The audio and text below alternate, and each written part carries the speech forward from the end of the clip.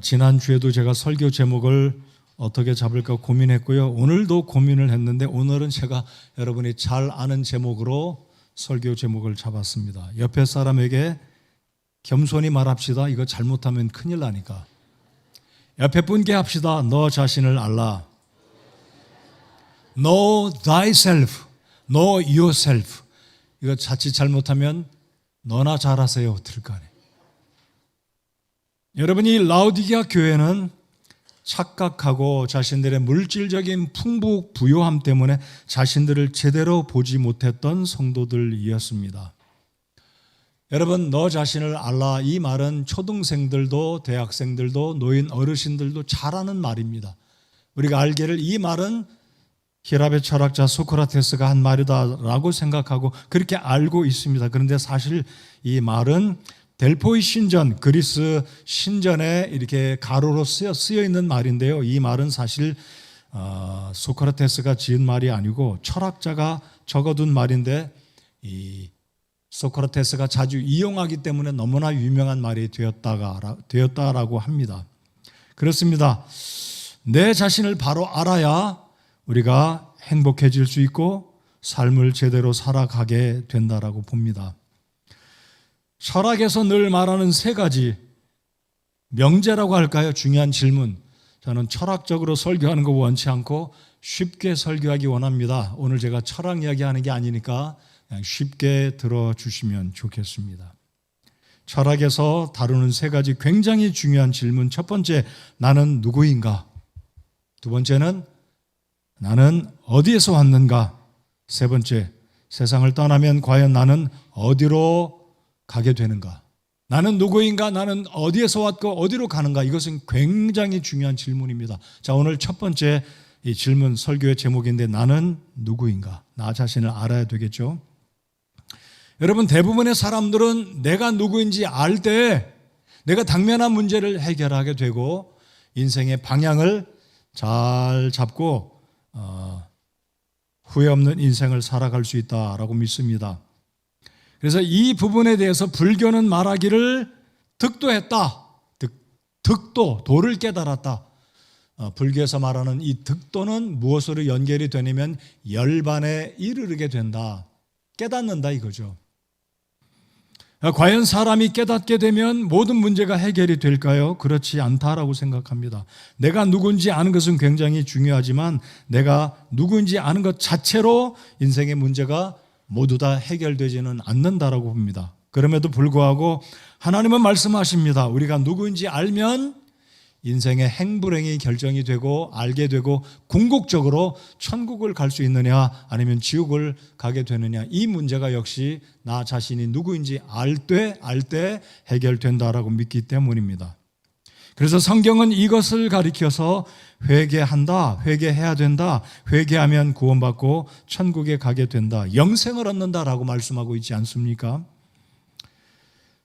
자, 그래서 바울 사도는 구원받은 전후에 이렇게 이야기합니다. 나는 비참한 사람이로다.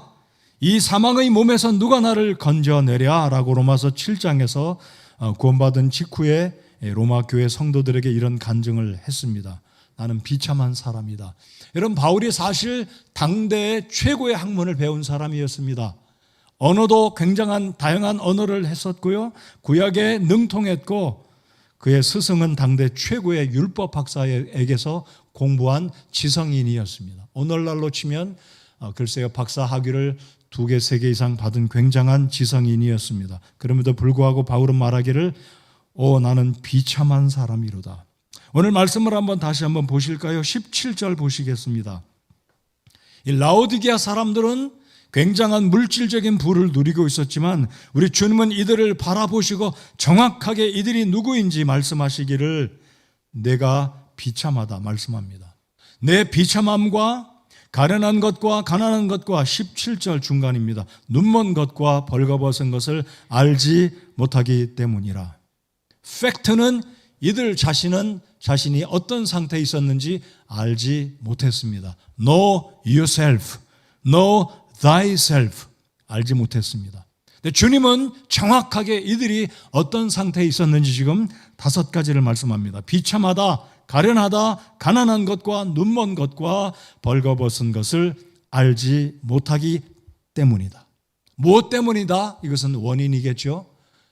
오늘 이 아침에 나오신 여러분들, 우리는 어떤 상황 가운데 있는지 우리 자신을 알 때 인생의 모든 문제가 해결될 것이다 라고 믿습니다. 자, 이제 오늘 이 소아시아에 언급된 7교회, 계시록 2장과 3장에 7교회가 언급되었는데 오늘 이제 마지막 교회입니다. 제가 일전에도 이 6교회를 말씀드리면서 7번째 교회, 이 라오디게아 교회는 갈수록 하향 곡선을 그리는, 에베소 교회에서부터 시작해서 이 라오디게아 교회까지 오기까지 이 7교회들의 영적인 모습은 점점점 나빠지는, 갈수록 나빠지는 모습을 이 7교회의 모습에서 발견할 수가 있습니다. 자, 오늘 이 7교회를 마지막 통해서 이 라오디게아 교회를 통해서 우리 자신을 발견하고 나는 지금 어떻게 살고 있는지, 이런 표현을 쓰는데 좀 죄송합니다. 우리가 그렇게 말합니다. 내 꼬라지를 좀 알라 그러잖아요. 내 꼬라지, 내 모습이 어떤지 알아야 비교하지 말고 남 비판하지 말고 내 자신만 잘 돌아보면 잘 될 수 있다는 측면에서 우리가 그렇게 이야기할 때가 있습니다. 자, 오늘 이 라오디게아 교회를 통해서 우리 자신들, 저와 여러분 자신들을 정말 냉철하게 객관적으로 나는 하나님이 보실 때 어떤 상태에 있는가, 내 모습은 어떤지 발견하게 되는, 그래서 변화를 이루고 하나님 앞에 우리 주님의 기쁨이 되는 저와 여러분이 되시기를 바랍니다. 먼저 이 라오디게아 교회를 살펴보기 전에 앞서서 살펴보았던 6교회를 이 도표를 통해서 잠깐 비교해 보겠습니다. 사진을 보시면 이 글자가 작아서 잘 안 보이실지도 모르겠습니다. 자, 맨 상단 위에 왼쪽에서부터 에베소 교회, 서머나 교회, 버가모, 두아디라, 사데, 필라델피아, 그리고 라오디게아 교회입니다. 우리 지난주에는 6번째 필라델피아 교회를 보았습니다. 자, 그 첫 번째 횡적으로 보면 우리 예수님은 이 7교회 소개하실 때 어떤 분이신지 소개가 되고 있습니다. 에베소 교회는 7별과 7등 가운데 거니시는 주님으로 소개가 되어 있고요. 서머나 교회는 우리 예수님은 죽었다가 다시 살아나신 분, 부활하신 예수님을 우리 예수님은 사도 요한을 통해서 서머나 교회에게 소개하고 있습니다. 버가모 교회는 우리 주님은 좌우에 날선검을 가진 분으로, 그리고 두아디라 교회는 일전에 말씀드렸듯이 불꽃 같은 눈으로 모든 것을 꿰뚫어 보시는 위대하신 우리 주님을 두아디라 교회에 우리 주님을 소개하고 있습니다. 뿐만 아니라 우리 예수님은 이 지역에서는 노시, 브론즈, 이 황동이 많이 생산되는 지역이기 때문에 우리 주님의 발을 놋과 같이 빛나는 발을 가진 주님으로 소개하고 있는 독특한 모습을 이 두아디라 교회를 통해서 볼 수 있습니다. 사대 교회는 어떻습니까? 7영과 7별을 가지신 우리 예수님, 그리고 지난주에 살펴보았던 필라델피아 교회는 우리 예수님이 어떻게 소개됐습니까? 다윗의 열쇠를 가지신 예수님. 그래서 이 열쇠를 얻는 자마다 인생의 모든 문제가 해결될 것이다. 특별히 영생의 문제가 이 예수님을 영접하면 어떤 사람일지라도 구원받게 된다는 이 사실을 우리 예수님은 필라델피아 교회에 자신을 소개하셨습니다. 자, 그렇다면 오늘 마지막에 우리 예수님은 어떤 모습으로 소개하고 계신지 3가지를 이야기하십니다. 아멘이시고 진실되신 분, 그리고 14절의 끝부분에 하나님의 창조를 시작하신 예수님이다 라고 말씀을 합니다. 제가 다 이야기를 드리면 최소 5분 이상이 시간이 걸리겠죠? 자, 밑으로 내려와서 이제 상급에 대한 부분만 살펴보겠습니다. 중간에 보시면 빈칸이 있어요. 빈칸. 그 빈칸의 의미는 에베소 교회는 칭찬을 받지 못했고 라오디게아 교회는 칭찬을 받지 못했습니다. 반면에 서머나 교회와 필라델피아 교회는 책망이 없는, 그래서 비어있는 이 칸은 대조적으로 칭찬을 듣지 못한 교회, 그리고 책망을 유독이 많이 들었던 교회, 이렇게 비교해 보실 수가 있겠습니다. 아마 인터넷 유튜브 상이나 아니면 인터넷에 7교회 자료를 찾으시면 이런 표를 보실 수 있는데 제가 흠정역 성경의 표현으로 다 바꾸어 두었습니다.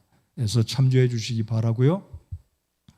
아마 이 자료를 얻기 원하면 제 설교의 이 이게 있으니까 자료를 얻어서 참조해 주시면 좋겠습니다. 자, 상급에 관한 부분은 모두 다 7교회에 우리 주님이 상을 주시겠다라고 약속해 주십니다. 이게 얼마나 감사한 것인가요?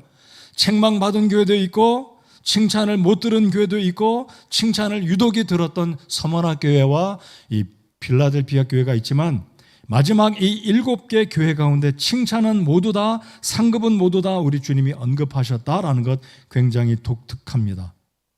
마지막으로 이 서머나 교회를 향한 주님의 칭찬 또는 상급은 무엇인가요? 주님을 영접하는 모든 이 교회 성도들에게는 우리 주님의 보좌에 함께 앉아서 주님과 더불어 주님의 보좌에 앉아서 통치할 것을 우리 주님께서 21절에 이 라오디게아 교회에 언급하고 계시다라는 것을 참조해 주시기 바랍니다. 이상으로 이 7교회에 관한 이 모습들 비교를 이 정도로 살펴보겠고요. 자, 이제 본론으로 들어가서 라오디게아 교회가 어떤 배경과 어떤 교회였기에 우리 주님이 책망하셨는지, 그리고 이들이 앞으로 어떤 변화를 이루어야 되는지 주님이 말씀하시는 3가지 처방, 이들의 문제를 향한 우리 주님의 처방, 명령, 권고의 말씀을 살펴보겠습니다. 자, 14절을 한번 보시겠습니다. 자, 먼저 이 편지를 보내신 우리 예수님은 이 라오디게아 교회에 어떤 분이라고 이야기하고 계신지 3가지를 보시겠습니다. 첫 번째, 아멘이요. 그리고 신실하고 진실한 증인이요. 하나님의 창조를 시작한 이가 이것들을 말하노라. 첫 번째, 우리 예수님은 아멘이십니다. 우리 한번 다 같이 아멘 해보십시다. 아멘. 여러분, 이 아멘이란 의미는요, 진실로 그렇습니다, 확증합니다, 믿을만 하다라는 의미가 아멘입니다. 우리 옆에 사람에게 아멘 해봅시다. 그 의미는 당신은 믿을만한 사람이요 라는 뜻입니다. 아멘이 되나요? 옆에 있는 분 진짜 이분은 믿을만한 사람이라고 믿겨지시나요? 노멘 되면 큰일 나겠죠. 우리 옆에 있는 분들 정말 믿을만한 사람, 옆에 있는 분이 여러분 아내 남편이면 더욱이 아멘입니다. 그렇죠? 내 아내, 내 남편 정말 믿을 만한 귀한 분이다. 우리 하나님이 우리에게 아멘이 되신 것처럼 우리도 예수님 앞에 진실로 그러한 성도의 모습으로 살아가는 저와 여러분 모두가 되기를 정말 소원합니다. 믿을 만한 사람, 확증할 만한 사람, 이 사람은 어디다 내놔도 정말 이 사람은 확증합니다, 보장합니다, 이런 아멘 할 수 있는 우리 예수님이 그러한 분이시다라는 것이 얼마나 감사한지 모르겠습니다. 두 번째로, 신실하고 진실한 증인이요. 정치 이야기하면 벌써부터 긴장하시는데 긴장하지 않으셔도 되겠습니다. 우리나라 대통령에 대해서 헌재에서 많은 증인들이 나왔잖아요. 근데 어떤 사람은 진실된 증인으로 이야기하기도 하지만 어떤 사람은 가짜 이야기합니다. 허위하잖아요. 허위. 가짜 이야기하고 안타깝습니다. 그렇죠? 근데 우리 예수님은 진실하고 신실하고 진실한 증인이십니다.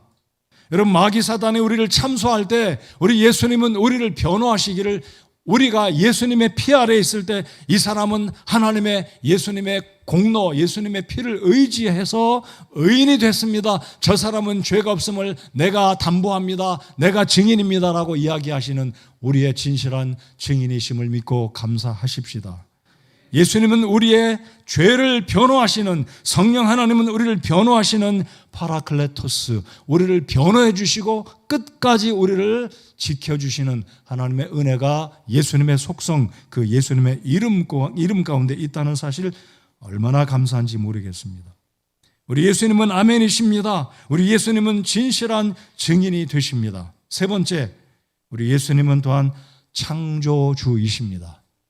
여러분, 우리 예수님이 피조된 존재가 아니라는 사실 기억하시기 바랍니다. 아니, 예수님이 동정녀 처녀 마리아에게서 태어났다면 우리처럼 똑같은 사람이지, 피조물이지 라고 믿고 주장하는 헛된 신학자들이 많이 있어요. 그러나 우리 예수님은 창조주이십니다. 제가 잠시 후에 이 라오디게아 교회를 지도를 통해서 보여드리겠지만은요, 이 라오디게아 교회에 동쪽으로 약 16km 떨어진 곳에 골로새가 있습니다. 신약성경 골로새 교회죠. 멀지 않아요. 근데 이 골로새서 1장에 보시면 바울 사도가 예수님을 소개하기를, 예수님은 창조주이시다, 예수님에 의해서 모든 것이 지음받았고 이 모든 것은 예수님을 위해 지음받았고 존재한다라고 말씀을 합니다. 여러분, 우리가 예수님을 위해 있습니까? 아니면 예수님이 저와 여러분을 위해서 계십니까? 우리가 예수님을 위해 있습니다. 맞습니까? 예수님을 위해서 우리가 살아가고 오늘도 예수님을 위해서 예배하는 존재로 살아가고 있습니다. 그래서 우리 예수님은 창조주 하나님이십니다. 그분이 우리를 오늘도 사랑하십니다. 우리의 친구가 되어주십니다. 우리의 모든 필요를 아시고 공급하시는 창조주 하나님, 전능하신 창조주가 우리와 함께 하시는 주님이시기에 얼마나 감사한지 모르겠습니다. 자, 이제 이 라오디게아 교회 배경을 말씀드리겠습니다. 이 라오디게아는 이 안티오쿠스라는 사람에 의해서 도시가 세워졌는데 그의 아내가 이 라오디게 이름에 그 아내의 이름이 라오디케였는데 이 아내의 이름에 따라 라오디게아라고 이 이름을 지었습니다. 자, 이 라오디게아 지역은 실크로드가 지나가는 굉장히 중요한 이 무역의 도시, 큰 도로가 동서남북 사방으로 교차하는 굉장히 번화하고 발달된 부자 도시였습니다. 특별히 이 라오디게아 교회는 두 가지 굉장히 유명한 생산품이 있었는데 그 중에 하나는 검은색 양모, 양털로 만든 이 검은색 옷이 굉장히 유명해서 이 양모를 수출해서 굉장한 부를 축적한 도시가 바로 라오디게아 교회였습니다. 그 도시였습니다. 그리고 이 라오디게아에는 대학이 있었는데 의과 대학이 있었습니다. 특별히 안과 대학이 세계적으로 유명해서 안약을 생산해서 이 안약을 수출하면서 많은 부와 명예를 얻은 도시, 바로 이 라오디게아 도시 사람들이었다라는 겁니다. 자, 두 가지 굉장히 유명한 것, 물론 이제 이 금융이 발달해서 유명한 역사학자였던 키케로가 이 도시에 지나가면서 환전할 정도로 금융업이 발달됐던 도시가 라오디게아였습니다. 아무튼 두 가지만 기억하십시다. 양모 그리고 의과대와 안약이 굉장히 탁월하게 수출품으로 명성이 자자했었다. 그래서 이 로마 제국 당시에 로마의 원로원들이 입는 옷 가운데 그 유명한 옷이 바로 라오디게아 이 생산의 검은 양모. 오늘 이 시대에도 아마 멋쟁이들은 이 모피 옷을 입지 않습니까? 근데 요즘엔 좀 의식들이 바뀌어서 자연보호, 동물보호 때문에 모피를 입기를 꺼려하는 시대를 맞이했지만 여전히 멋쟁이들은 모피 옷을 즐겨 입고 있습니다. 자, 그 정도로 이 라오디게아는 굉장히 부자 도시였다라는 것 기억하시기 바랍니다. 자, 그런데 이 도시에도 부족한 것이 있었습니다. 두 가지가 애로사항이었는데 그것이 무엇이었냐면 하나는 지진이었습니다. 지진. 우리가 지난주에 이 필라델피아 교회를 언급할 때도 주후 17세기경으로 제가 기억합니다. 7세기인지 주후 17년, 17세기가 아니라 17년경에 굉장한 지진이 발생해서 이 필라델피아 도시가 무너졌고 동시에 이 라오디게아 도시도 완전히 무너지게 됐습니다. 네, 말씀드렸듯이 황제 티베리우스가 경제적으로 지원해서 이 도시가 재건이 됐는데요. 안타깝게도 주후 60년경에 더 큰 지진이 발생해서 이 라오디게아가 완전히 폐허가 되었습니다.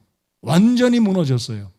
자, 그런데 이 라오디게아는 워낙 경제적인 능력이 있어서 자신들의 힘으로 외부의 경제적인 지원을 통하지 않고 자신들의 힘으로 이 도시를 다시 복구하고 재건할 정도였습니다. 첫 번째 문제는 지진, 두 번째는 무엇이었냐면 물 부족 도시가 이 라오디게아 도시였습니다. 워낙 고원지대에 있다 보니까 옛날에는 이 모터라든지 어떤 과학의 방법으로 물을 이렇게 보내는 게 아니기 때문에 이 수평에 의해서 물이 이렇게 공급이 되는데 워낙 높은 도시에 있다 보니까 물이 떨어지면 어디에서 물을 공급받을 이 방법이 없어서 이 도시가 안고 있던 문제는 지진이라는 문제, 그리고 이 물을 공급받는데 굉장한 어려움이 있었습니다.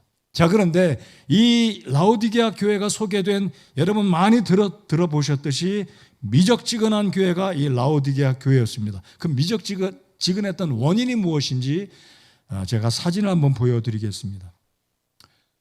여러분, 유럽을 여행하실 때 혹시 이 튀르키예 또는 터키를 방문하셨다면 빼놓지 않는 관광지가 어디냐면 바로 이 파묵칼레라는 곳입니다. 혹시 여기 가보신 분 손 한번 들어보시겠어요? 나 여기 가봤다. 적지 않은 분들이 계신데 파묵칼레 저도 가봤어요.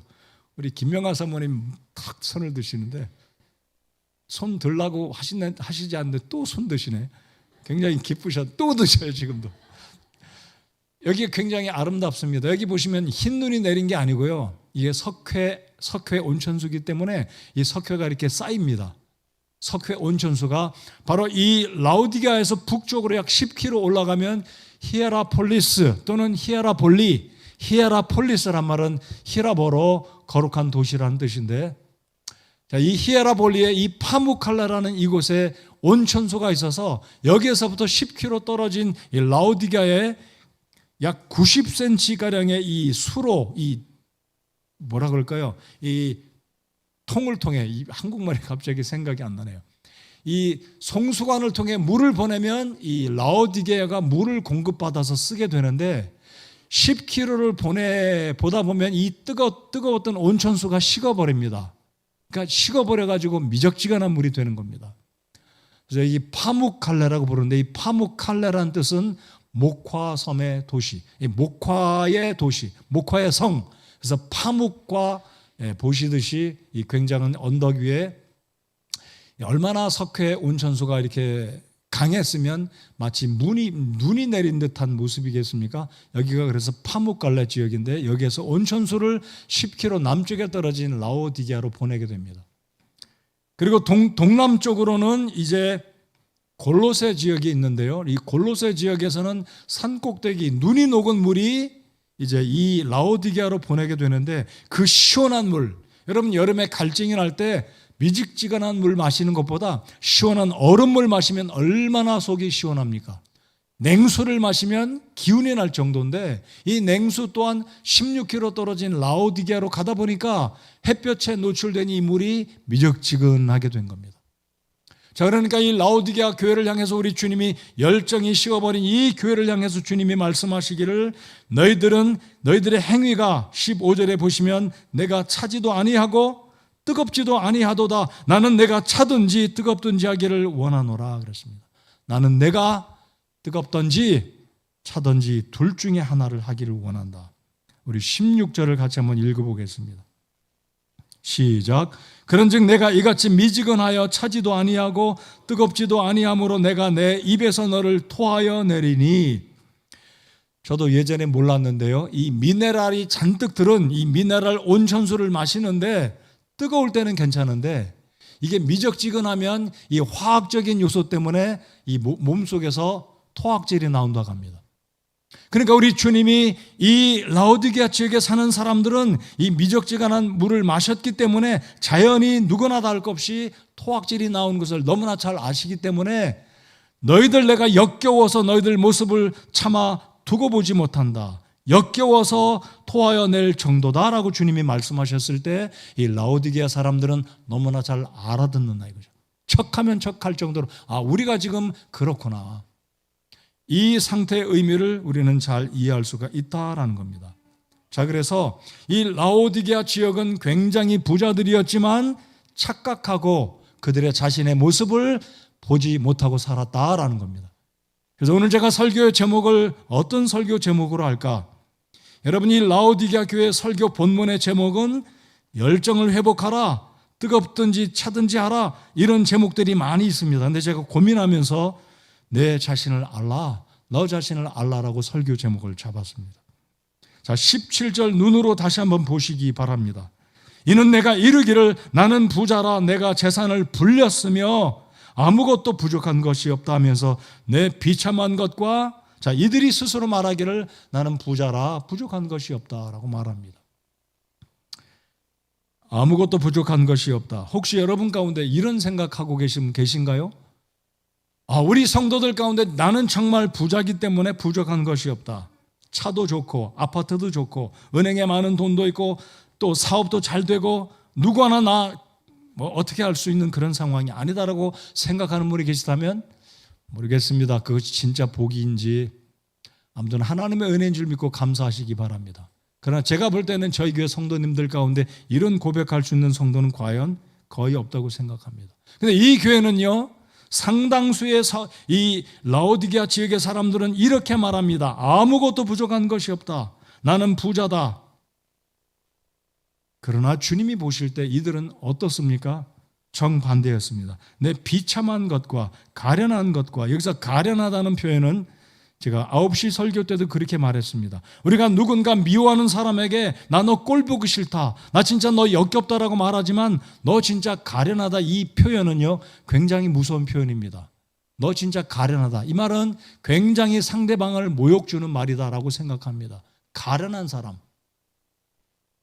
여러분, 문학 전집 가운데 레 미제라블, 빅터 위고가 쓴 레 미제라블, 미제라블은 영어입니다. 여기 킹제임스 성경에 보면 여기 두 번째 가련하다 말이 똑같은 단어가 써 있습니다. 미제라블, 가련한 상태. 우리 예수님께서 이들을 보았을 때 이들 스스로는 생각하기를 나는 부자라, 재산을 불렸으며 아무것도 부족한 것이 없다 하면서, 근데 주님은 이들에게 말씀하시기를 너 진짜 비참하다, 가련하다, 가난하고 눈멀었고 벌거벗은 것을 알지 못한다라고 주님이 이들을 책망하고 있다라는 겁니다. 여러분들, 우리 자신들을 한번 이 아침 시간에 우리 한번 바라봅시다. 내게 비록 물질적으로는 부유하지 못하다 할지라도 우리 스스로가 이르기를 나는 부족한 것이 없어, 내 영적인 상태 정말로 괜찮아, 나 이 정도면 하나님 앞에 괜찮다라고 생각하십니까? 우리 자신을 볼 수 있어야 하겠습니다. 자, 그래서 이 라오디게아 지역의 이 상태, 배경을 말씀을 드렸습니다. 자, 바로 이 라오디게아 지역의 이 도시 상태가 이렇다면 라오디게아 교회 성도들은 어떠할까요? 다를 바가 없었습니다. 왜입니까? 라오디게아 교회에 주님이 말씀하시기 때문입니다. 14절. 자, 지금 일반적으로 라오디게아 교회 배경을 말씀드렸다면 이 도시 사람들이 부자이기 때문에 나는 부요하여 부자이기 때문에 부족할 것이 없다라고 말했지만, 사실 이 말씀은 라오디게아 교회 성도들에게 우리 주님이 말씀하신 것입니다. 자, 그렇다면 오늘 이 아침에 행당동에 있는 성서침례교회 성도들인 저와 여러분에게 주님이 말씀하실 때 우리가 생각하는 우리의 생각, 주관적인 생각에 나는 이러하다라고 생각한다면 주님은 우리에게 어떻게 말씀하실까요?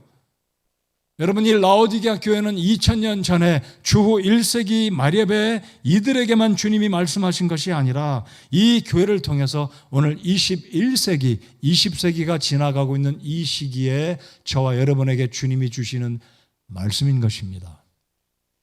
여러분, 우리는 객관적인 차원에서 나 자신을 볼 수 있어야 하겠습니다. 우리 스스로에게 이렇게 한번 다시 외쳐봅시다. 너 자신을 알라. 나 자신을 압시다. 여러분, 주님은 이 교회를 직시하시고 정확하게 이들을 분별하시고 지금 일러주시기를, 너는 스스로 말하기를 부자라고 말하지만, 부족한 것이 없다라고 말하지만 내 비참한 것과 가련한 것과 가난한 것과 눈먼 것과 벌거벗은 것을 알지 못한다고 주님 말씀하십니다. 자, 그러면 왜 이 교회가 우리 주님께 칭찬을 듣지 못하고 책망과 명령과 권고의 말씀을 받게 되었는지 이제 18절 이하에서 살펴보겠습니다. 전지전능하신 창조주이시고 진실하신 증인이시고 아멘이신 우리 예수님은 이 교회를 이렇게 진단하셨습니다. 자, 18절 제가 읽어보겠습니다. 내가 내게 권고하노니 너는 내게서 불로 정제한 금을 사서 부유한 자가 되고, 자, 이들 스스로가 말하기를 나는 부자라 부족한 것이 없다라고 말하지 않습니까? 근데 주님은 말씀하시기를 실상은 너희가 가난하다 말씀합니다. 너는 내게서 불로 정제한 금을 사라고 말씀하고 그리고 부유한 자가 되라고 말씀합니다. 자, 그러니까 사실은 무엇입니까? 이들은 물질적으로 부유했는지 모르지만 반대로 영적으로는 지금 굉장히 헐벗고 가난하다라는 겁니다. 그래서 주님은 제시하시기를 너는 내게서, 다른 데서가 아닙니다, 너는 내게서 불로 정제한 금을 사서 부유한 자가 되고, 그리고 두 번째 또 흰옷을 사서 입어 내 벌거벗은 수치를 드러내지 말며, 세 번째 내 눈에 안약을 발라 볼지어다. 자, 이 라오디게아 지역의 두 가지 특산품, 흑모와 안약이라고 말씀드렸습니다. 근데 아이러니한 것은요, 이들 가운데 상당한 사람들은 검은색 양모로 옷을 해 입었을 겁니다. 근데 예수님은 이들에게 말씀하시기를 너희들 검은색 옷을 입고 있는 거 만족하지 말고 자랑하지 말고 내게서 흰 옷을 사서 입으라고 말씀합니다. 정반대이죠. 여러분, 방금 제가 말씀드리기를 로마의 그 돈 많은 부자들, 권력가들인 원로원의 사람들도 이 흙으로 이 검은색 양모를 입고 자랑했습니다. 검은색 양모. 근데 주님은 말씀하시기를 흰 옷을 사 입으라고 말씀합니다. 제가 어제도 유튜브에 들어가서 이 라오디게아 교회가 지금 이 라오디게아 지역의 굉장한 공장에서 지금도 여전히 흑모를 생산합니다. 외국으로 수출해요. 굉장히 큰 공장을 제가 영상으로 보았습니다. 오늘도 그렇습니다. 검은색과 흰색은 정반대죠. 자, 이들이 입고 있던 것은 검은색, 염소나 이 검은색 양, 대부분 양은 흰색이잖아요. 근데 여기에 특징은 검은색 양, 검은색 이 염소의 털로 양모로 옷을 해 입기 때문에 주님은 말씀하시기를 흰 옷을 사서 입으라 말씀합니다. 이들이 부자라고 말하지만 주님 말씀하시기를 내게서 불로 정지한 금을 사서 부유한 자가 되라고 말씀하십니다. 자, 그렇다면 정금 99.999, 59, 어떤 때는 49, 99.99%, 대부분 한국의 이 금시장에서 골드바를 사면 99.99입니다. 49. 좀 더 진짜 순도가 높은 것은 59, 99.999. 어떤 거는 7도 있다고 그러는데 거기까지는 거의 없을 겁니다. 자, 예수님은 왜 그러면 이들에게 내게서 불로 정제한 금을 사서 부자가 되라고 말씀하나요? 이들 사실 부자입니다. 굉장한 부를 가진 사람들입니다. 주님 말씀하시기를 내게서 정죄된 금을 사서 정금으로 너희들 부자가 되게 하라. 이 의미는 무엇입니까? 너희들 노력으로 너희의 행위로 깨끗함을 누리려고 하지 말고 나로부터 보혈을 믿고 내가 주는 의를 힘입어 정결한 사람, 거룩한 사람, 깨끗한 하나님의 성도가 되라라는 말씀이 바로 내게서 정금을 사서 부유한 자가 되라라고 주님이 말씀한 것입니다. 여러분, 하나님은 말씀합니다. 우리가 입은 옷은 더럽고 추하고 만물보다 부패한 것이 우리들이라고 예레미야 하나님의 대언자가 말씀합니다. 그렇습니다. 우리가 볼 때는 깨끗하고 정직하고 바르고 거리낌이 없는 것 같지만 하나님의 시선으로 볼 때는 우리가 입은 의의 옷은 더럽고 추하고 냄새가 나는 악한 것들입니다. 이것을 깨닫는 자가 복이 있는 것인 줄 믿습니다. 자, 그렇기 때문에 우리 주님은 너희들 내게로부터 정금을 사서 깨끗게 하라고 주님이 말씀하십니다. 두 번째는 흰옷을 사서 입으라. 여러분, 이들은 최고의 옷을 입었습니다. 제가 입은 양복도 이태리산이에요. 제 돈으로 사지 않았어요. 좋은 옷입니다. 자, 이들은 최고의 옷을 입었어요. 근데 이 옷이 우리를 깨끗게 합니까?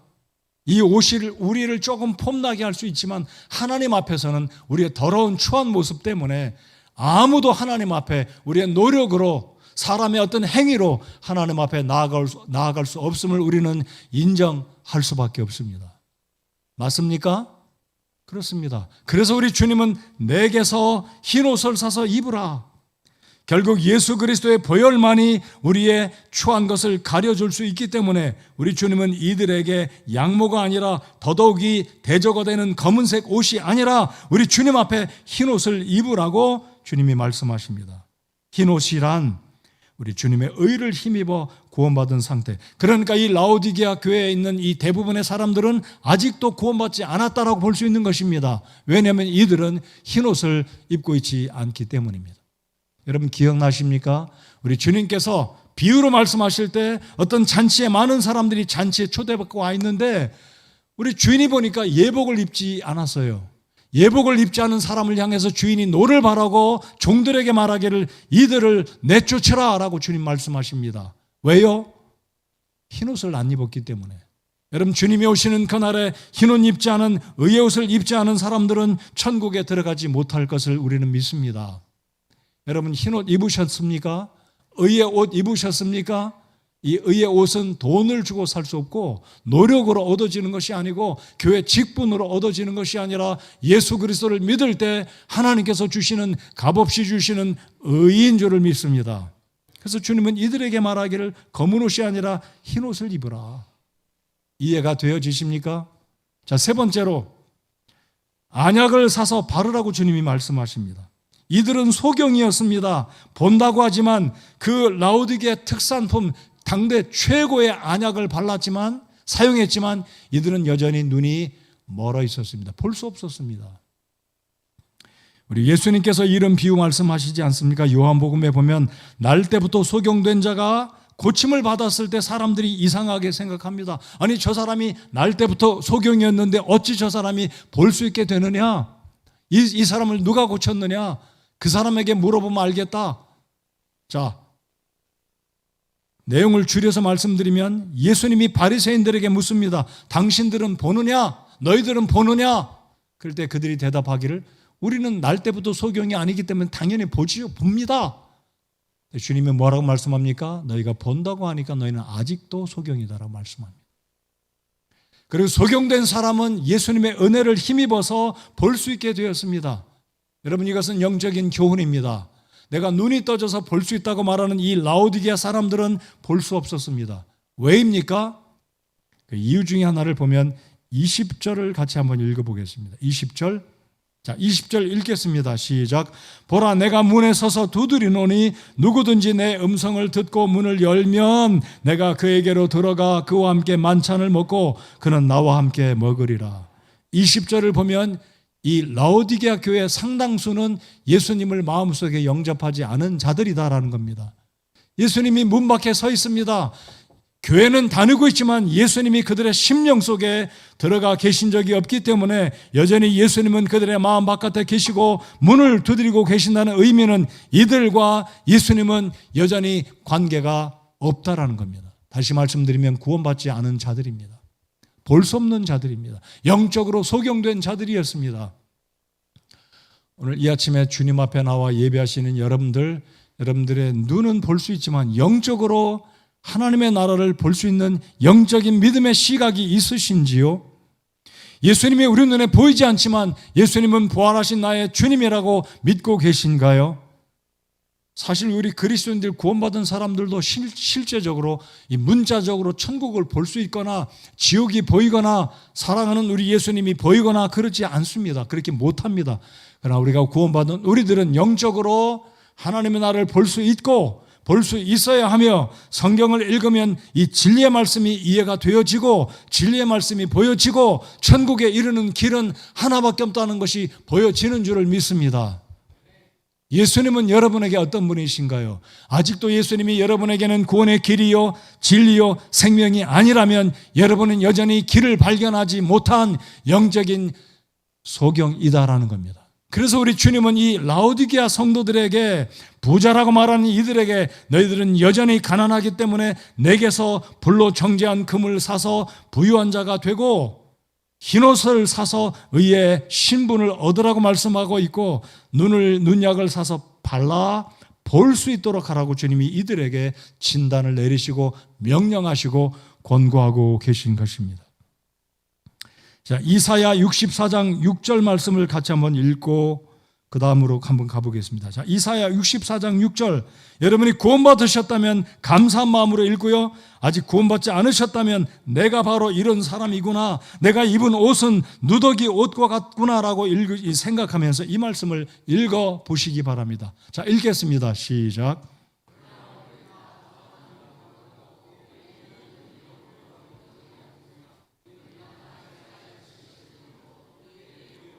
바람같이 우리를 몰아갔나이다. 제가 한번 더 읽겠습니다. 우리는 다 부정한 물건 같고 부정한 물건과 같다는 겁니다. 그 다음에 우리의 모든 의는 더러운 누더기 같으며 우리 하나님 아버지 앞에 무엇을 자랑할 수가 있겠느냐는 것입니다. 선행하고 구제하고 다른 사람들을 돕고 희생하고 사회에서나 교회에서나 가정에서나 누구를 물어나고 나는 이렇게 희생하고 선행을 베풀지라도 내 의는 여전히 하나님 아버지 앞에 더러운 옷과 같다, 누더기와 같다라고 말씀합니다. 나아가서 우리는 다 잎사귀같이 시들므로 나의 모든 공적도 세상 사람들이 인정해주는 어떤 기록에 남겨져 있는 어떤 기록들도 모두가 다 때가 되면 잎사귀같이 시들어서 사라져 버릴 것입니다. 우리의 불법들이 바람같이 우리를 몰아갔나이다. 여러분, 우리 스스로 주체할 수 없어요. 천국에 가고 싶어도 우리의 불법이 결국은 나는 천국 가고 싶지만, 하나님 아버지 앞에 인정받고 싶지만 내 불법이, 내 죄악이 하나님 아버지 앞에 나를 세우지 못한다는 말씀이 이사야 64장 6절의 말씀입니다. 사랑하는 성도 여러분들, 오늘 이 자리에 나와 예배하시는 여러분들, 우리 주님은 불꽃 같은 눈으로 우리를 보시는 주님이십니다. 오늘 본문의 말씀에서 책망하시고 계시는 이 책망한다는 이 의미, 책망이라는 헬라어 원어의 의미는요, 무엇이냐면 들추원에 유죄 판결을 내린다라는 것이 책망이라는 이 본문 요한계시록에 기록된 이 7교회를 향한 주님의 책망이라는 그 말, 오늘 19절을 보시기 바랍니다. 내가 사랑하는 자들을 다 책망하고 징계하노니, 책망이란 말을 우리의 부끄러움, 우리의 불의를 다 드러내서 낱낱이 밝혀서 하나님 아버지 앞에 이야기하겠다, 사람들 앞에 이야기하겠다는 뜻이 책망의 원어의 의미입니다. 들촌에 유죄 판결한다라는 겁니다. 아직까지 우리의 의를 믿고 하나님 앞에 여전히 회개하지 아니하고 살아간다면 나는 괜찮다, 나는 허물이 없다, 나 같은 사람은 법이 없이도 살 사람이다라고 생각하는 분이 계실 겁니다. 그러나 실상은 우리가 하나님 아버지 앞에 죄인이라는 사실 깨달으시고 예수 그리스도를 영접하고 구원에 이르시기를 정말 바랍니다. 자, 20절 말씀 방금 읽었지만 제가 한 번 더 읽겠습니다. 보라, 내가 문에 서서 두드리노니 누구든지 내 음성을 듣고 문을 열면 내가 그에게로 들어가 그와 함께 만찬을 먹고, 음식을 사랑하는 사람들과 친구와 지인들과 함께 먹는 것은 굉장히 해피한 시간이 아니겠습니까? 즐거운 시간입니다. 여러분, 유대인들은 이웃과 지인들을 초청할 때 저녁 시간에 초대한다고 합니다. 그래서 만찬을 즐기는데 우리 예수님도 우리를 그렇게 초청하시는 유대인의 문화를 이 배경으로 20절에 라오디게아 성도들에게 초청한다라고 말씀하십니다. 말씀드렸듯이 우리 예수님은 지금 문 앞에 서 계세요. 문 안이 아닙니다. 여전히 문 밖에 있다는 말은 이 초청의 대상자들은 예수님과 상관이 없는 사람들입니다. 이렇게 말씀드려 볼까요? 예배당 안에 와 있지만 예수님의 마음 안에 들어가 있지 않은 분이 우리 가운데 있을 수도 있다는 사실. 나 스스로 착각하고 나는 예배당 안에 와 있지만 나는 여전히 예수님 안에 내가 없고, 내가 예수님 안에 없고 예수님 안에 내가 없다는 사실을 볼 수 있어야 할 것입니다. 사실입니다. 예배당 안에 와 있을 수 있어요. 그러나 실상은 내가 예수님 안에 없고 예수님 또한 내 안에 없을 수도 있다는 것입니다. 이것이 바로 라오디게아 교회의 현실입니다. 라오디게아 교회에 얼마나 많은 숫자가 주님을 섬기고 있는지 모르지만 성경학자들이 말하기를, 저도 개인적으로 그렇게 생각합니다. 라오디게아 교회 성도들 가운데는 예수님을 문 밖에 세우든 자신의 마음에 문 밖에 세워두었기에 사랑하는 예수님은 그 사람 한 사람을 구원하기 원하기 때문에 문을 두드립니다. 내가 문에 서서 두드리노니 누구든지 내 음성을 듣고 문을 열면, 예수님의 음성이 들려지는 것이 복인 줄 믿으시기 바랍니다. 아무리 들으려고 안 들려요. 그 원인은 무엇입니까? 교만입니다. 하나님을 요만한 틀 안에 가둬두고 이 엄청난 하나님을 내 생각 속에 가둬두려면 들리겠습니까? 보이겠습니까? 엄청나게 위대하신 하나님은, 하나님 제가 죄인입니다, 제 눈과 귀를 열어주십시오.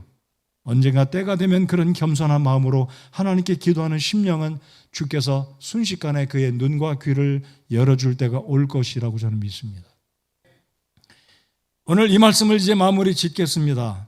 여러분, 이 라오디게아에 살고 있던 대다수의 사람들은 나는 부자라, 내가 재산을 불렸으니 아무것도 부족한 것이 없다. 우리 한국에 그런 부자들이 있을 겁니다. 전 세계적으로 수많은 억만장자들이 말하기를 나는 부자라, 부유할 것이 없다, 부족한 것이 없다라고 말합니다. 그러나 실상은 그들이 부유한 자가 아니라 헐벗고 굶주린, 오늘 17절에서 말씀하신 것처럼 주님의 시선으로, 주님의 방법으로, 주님이 이해하시는 각도에서 볼 때 그들은 비참하고 가련하고 가난하고 눈멀고 헐벗은 자들이다라는 겁니다. 오늘 이 아침에 여러분은 어떠하십니까? 주관적인 내 생각으로 나를 그렇게 착각하고 보는 게 아니라 주님의 시각으로 나를 본다면, 나 자신을 바로 본다면 우리 모두는 주님 앞에 허물 많은 이런 상태에 있는 우리가 그런 모습 가운데 살고 있다라는 것입니다. 예수님을 믿는다고 하는 크리스찬의 삶에 예수님과의 교제가 없는 것이 가능할까요? 여러분, 예수님 믿는 구원받은 성도라고 믿으십니까? 여러분, 성도라고 믿으시지 않습니까? 그렇다면 구원받은 성도인 내가 예수님과 교제가 없다, 이게 가능할까요? 자, 오늘 라오디게아 교회에 우리 예수님이 구원으로 그리고 교제로 초청합니다. 20절, 내 음성을 듣는 모든 자가 문을 열기만 하면 내가 내 마음문을 여는 그에게 들어가 그는 나와 함께 먹을 것이고 나는 그와 함께 먹을 것이다. 함께 앉아서 먹을 것이다. 이것은 바로 우리 주님께서 우리와 더불어 교제하기를 즐겨하시고 기뻐하신다는 초청의 말씀인 줄 믿습니다.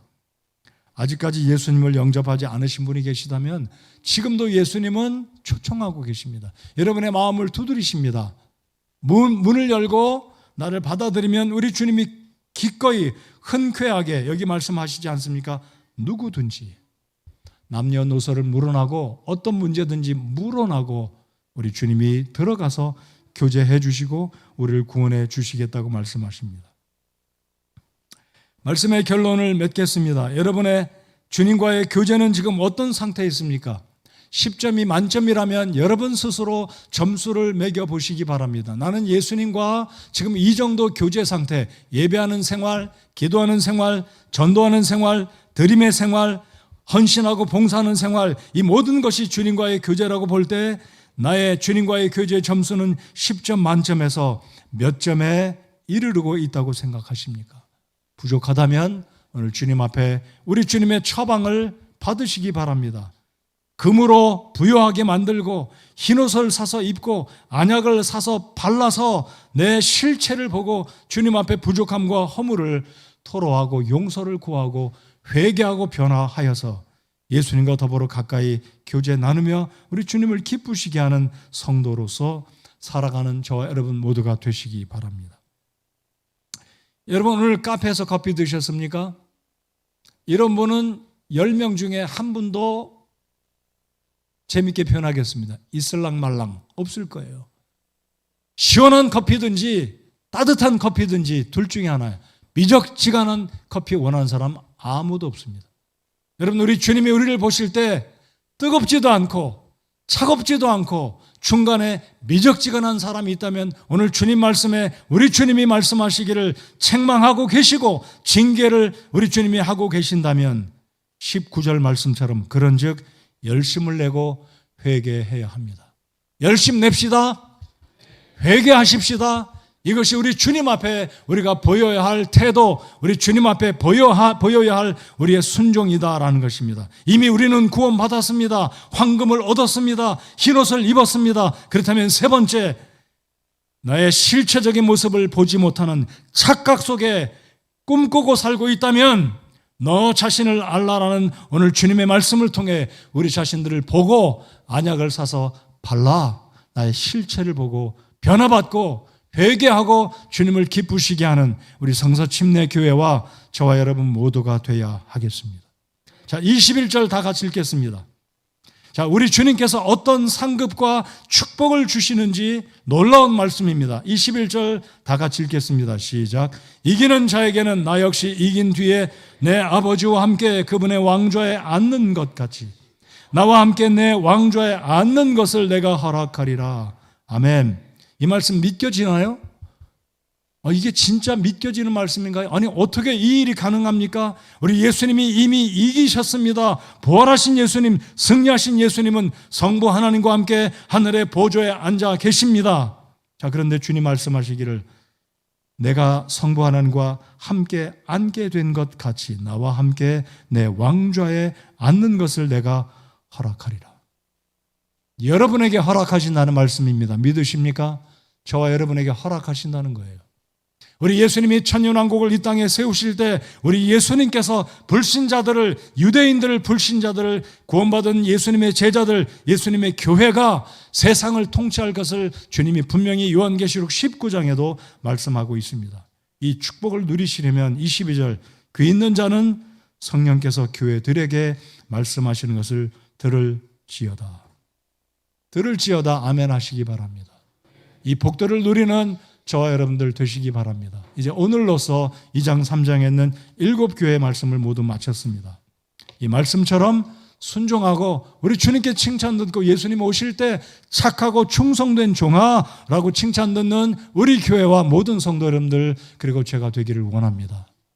오늘 예수님 영접하고 구원받지 못하신 분, 아직까지 구원받지 못하신 분은 더 늦기 전에 지금도 우리 예수님 문을 두드리십니다.